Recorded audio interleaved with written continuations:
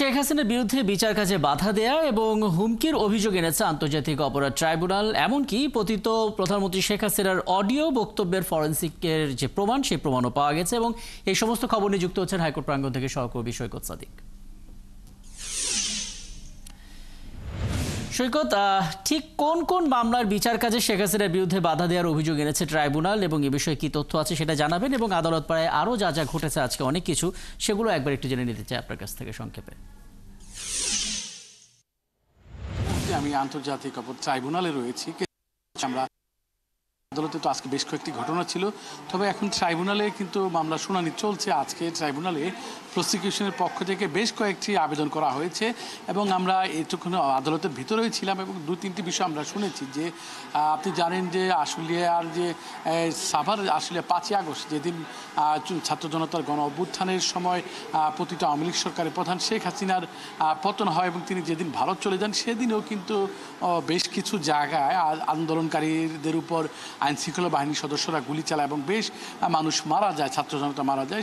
সেই সময়কার আশুলিয়ার ঘটনাটা কিন্তু খুবই লোমহর্ষক এবং খুবই বেদনাদায়ক। যে তখন যেসব ছাত্র জনতা মারা গিয়েছিল তাদের লাশগুলো শুধু সরিয়ে নেওয়া হয়নি, সেই লাশ পুড়িয়েও ফেলা হয়েছিল। এরকম 6 জনের মরদেহ পুরানোর ঘটনায় যে মামলাটি দায়ের হয়েছিল, বলা হয়েছিল এই মামলাটির তদন্ত কাজ প্রায় শেষ পর্যায়ে। তবে শেষ মুহূর্তে গত 28 এপ্রিল প্রসিকিউশনের পক্ষ থেকে আদালতে বলেন যে তাদের আরও কিছু এভিডেন্স তারা পেয়েছেন এবং সেই মামলায় কিন্তু আজকে আরও 2 জন নতুন পুলিশ সদস্য, একজন হচ্ছেন এসআই আরাফাত উদ্দিন, আরেকজন এসআই কামরুল হাসান, এই 2 জনকে এই মামলায় গ্রেপ্তার দেখানো হয়েছে এবং তাদের কারাগারে পাঠানোর নির্দেশ দিয়েছে। এর দ্বারা আপনি জানেন যে নারায়ণগঞ্জে 5ই আগস্টের যে মিছিল, ছাত্র জনতার মিছিল, সেই মিছিলেও গুলি চালানোর ঘটনায়ও কিন্তু আজকে নারায়ণগঞ্জের 8 জনের বিরুদ্ধে গ্রেপ্তারি পরোয়ানা জারি হয়েছে প্রসিকিউশনের পক্ষ থেকে আবেদন করার পরে। সেখানে নাসিম উসমানের ছেলে অয়ন ইসলাম রয়েছে।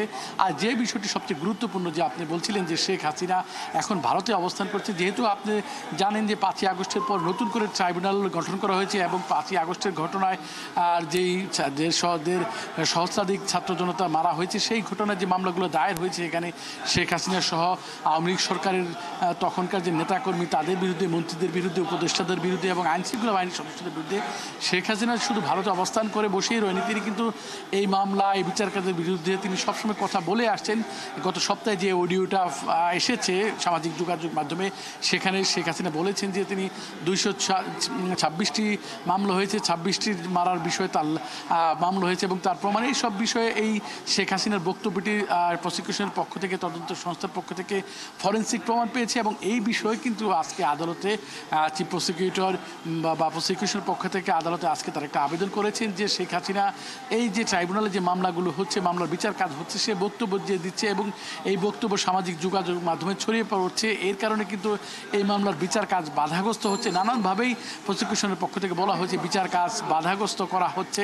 তারই একটা অংশ হিসেবেই কিন্তু আজকে এই শেখ হাসিনার বক্তব্যের বিষয়ে কিন্তু আজকে আদালতের নজরদারিতে আনলেন প্রসিকিউশন এবং সেই বিষয়ে মামলা শুনানি চলছে এবং পরবর্তী যে সিদ্ধান্ত হবে প্রসিকিউশনের আবেদন প্রেক্ষিতে ট্রাইব্যুনাল যে সিদ্ধান্ত দিবে, সেই বিষয়ে কিন্তু আমরা পরবর্তী সংবাদে বলে দিতে পারবো। এখন তারা আমরা অপেক্ষা করছি, পরবর্তী সংবাদ সংযোগে হয়তো সেই বিষয়ে আরও আপডেট আমরা পাবো।